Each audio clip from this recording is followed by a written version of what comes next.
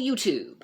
My name is Scott and I'm getting back into one of the older series on my channel, which means I just got around to watching Cobra Kai. Now, admittedly, I wasn't going to do this, but there's this really cute girl that suggested I did, so I figured I would. Anyway, what are we looking at with Cobra Kai? Well, it seems to revolve primarily, this is the pilot by the way, around Johnny Lawrence, the main villain from the 1984 movie The Karate Kid, whose life apparently has taken what I'm going to call the Biff Tannen route, which means one shot to the face and his entire personality was altered. And that's actually how the show starts, with basically the last few minutes of the movie. Now, grown up, Johnny is not entirely broke. He's working as a handyman in Reseda. Apparently he has a son, but we don't see him yet. And there's no way they introduce him in there. He's not going to be in it. I know that much. And this first episode is just a bunch of bad things happening to him. I mean, like I was saying, he works as a handyman, but he gets in a fight with a client and loses his job. He winds up getting busted for assault. His car gets smashed into. And wouldn't you know it, he has to come face to face with Daniel LaRusso, who you may remember as the hero of The Karate Kid, the guy who kicked his ass, and has to more or less accept charity from him to get his car fixed. Not to mention, in the middle of all this, he has a stepdad who's apparently pretty well off, played by Ed Asner, and haven't seen him in a while, and I love it. Or did I?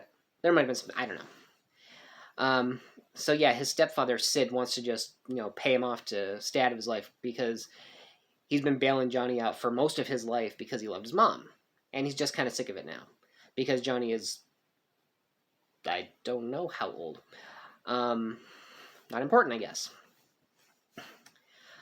So there are some things that, don't exactly ingratiate us to Johnny.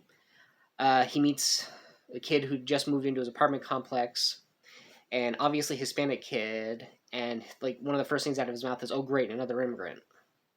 And then he refers to him as Menudo. But later on, he winds up getting busted when this kid, whose name I should remember since it's Miguel, is getting beat up by these older guys who tried to buy beer, but Miguel didn't realize that and got them in trouble. And Johnny comes to Miguel's aid with the help of his old karate skills. So he's kind of become the Mr. Miyagi of this, with more than a sprinkling of his old sensei thrown in, whose name I don't remember, and I don't want to because that guy was kind of an ass.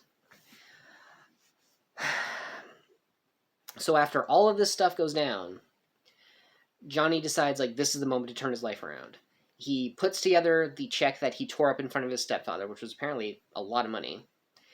He buys what I'm fairly sure is the site of his former dojo. There's the whole montage thing. He shaves off his beard and he's, fixing the place up. He goes to Miguel and, tells him that he's going to be his sensei and teach him how to fight. I gotta be honest though, he kind of looked better with the beard. So, I think we can kind of see where this is going. We're looking at what's obviously going to be a redemption arc for one of, 80s movie history's greatest villains. The question you got to ask yourself is he going to end up doing another series? Because he also got beat by Rodney Dangerfield in Back to School. But it is nice to see William Zabka back and stuff. Back when he had kind of a recurring gig on How I Met Your Mother, I did enjoy his work.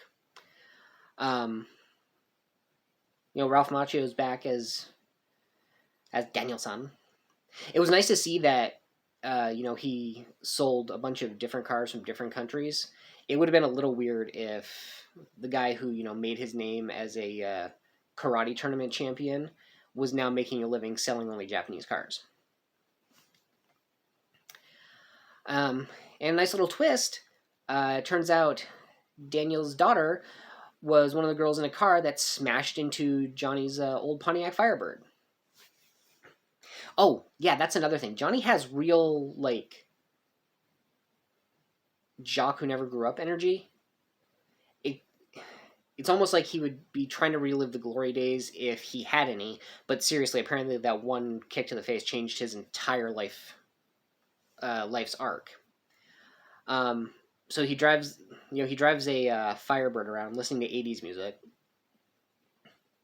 which I suppose is good enough for the nostalgia feels, and I guess kind of makes sense.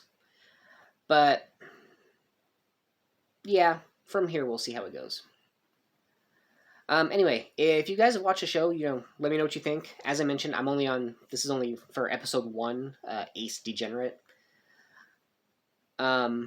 So, I mean, if you're going to comment, no spoilers, but, leave a like, comment on something. I don't know, tell me, like, I'll never guess what I'm in for. I don't know, share, subscribe. Definitely share and subscribe. Those two are the most important. But anyway, until the next episode, which I'll probably watch tomorrow night, I have been Scott, and I just got around to watching Cobra Kai, which is an offshoot of opinions no one cares about. Everyone has opinions. This one was mine.